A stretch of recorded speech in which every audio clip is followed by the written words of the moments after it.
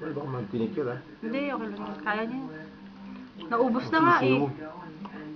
Gusto niya yata. Hindi, okay lang yan. Basta tatanggalin niya yung paa. Hinihimay naman eh. Mahal, alam mo ba yung barkada ko na pinik ng Niya, na-finish mo na yung balot mo? Sarap?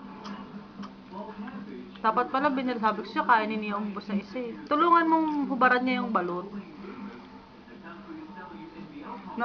Sayang, hindi ko na nakita yung kinakain niya yung pula. Ang kakatuwa. Ang lakas pala kumain ng balot nito.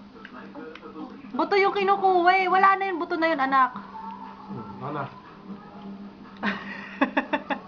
Nakahubad pa, parang manginginom. Okay daw. Oh, ba't kinain mo na? Wala na, ano na to? May pula pa yun oh. Wala nang pula, matinik pa siya dito. Gusto mo pang balot? Bye kita. Bye!